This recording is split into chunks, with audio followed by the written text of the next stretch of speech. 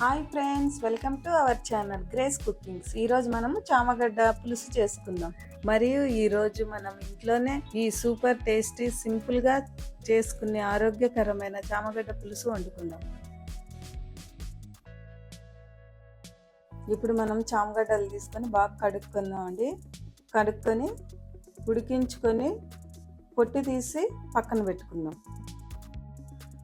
2 ఉల్లిపాయలు, 4 పచ్చిమిరకాయలు, 2 టమాటాలు ఇవన్నీ ముక్కలు కోసి పక్కన పెట్టుకుందాం. ఇప్పుడు స్టవ్ వెలిగించుకొని కడాయి పెట్టుకుందామండి.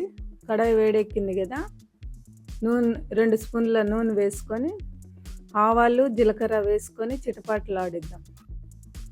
ఇప్పుడు మనం ఉల్లిపాయలు పచ్చిమిరకాయలు వేసి ఎర్రగా వచ్చే వరకు బాగా వేయించుకుందాం.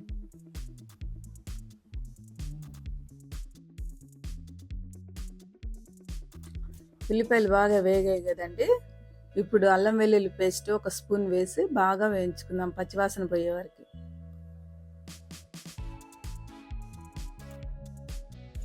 ఇప్పుడు మనం ముందుగా కట్ చేసి పెట్టుకున్న టమాటా ముక్కలు వేసి బాగా కలిపి టమాటా ముక్కలు గుజ్జు అయ్యే వరకు మగ్గనిద్దాం.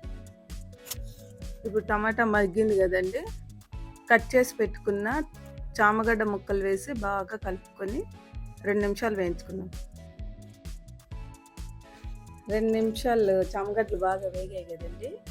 ఇప్పుడు 1/2 స్పూన్ పసుపు, 1 స్పూన్ కారం, 1 స్పూన్ ధనియాల పొడి వేసి బాగా కలుపుకొని వేయించుకుందాం.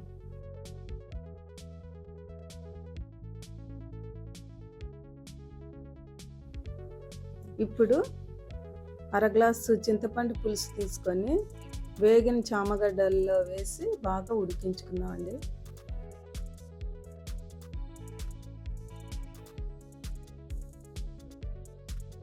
చింతపండు పులుసులో బాగా చామగడ్డ ఉడికింది కదండి. ఇప్పుడు తగినంత మనము వాటర్ వేసుకుందాం.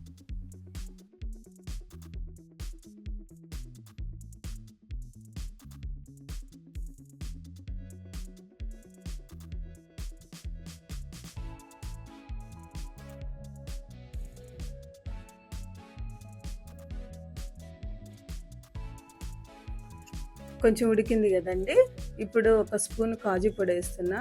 నేనైతే కాజు పొడి వేస్తున్నానండి. మీరైతే కొబ్బరి పొడి అయినా నువ్వుల పొడి అయినా వేసుకోవచ్చు. కాజు పొడి అయితే టేస్ట్ బాగుంటుందని నేను వేస్తున్నాను. ఇప్పుడు బాగా కలిపి 2 నిమిషాలు ఉడకనిద్దాం.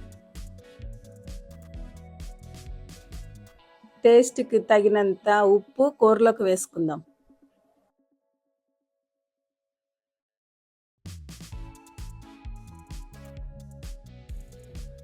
అంతే, కూర రెడీ అయింది కదండి. చివరగా కొత్తిమీర వేసి కలిపి బౌల్లోకి తీసుకుందాం. అందరికీ ఇష్టమైన వంటకం చామగడ్డ కూర.